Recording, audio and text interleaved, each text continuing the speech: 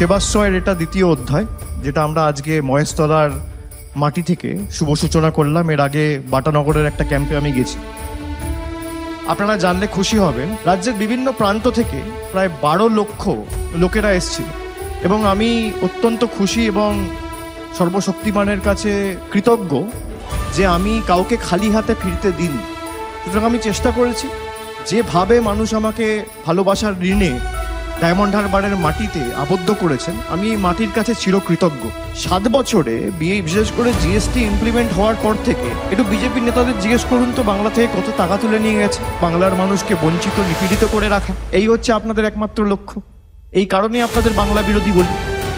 The SIR was hastily implemented without consulting with any of the stakeholders in the state government.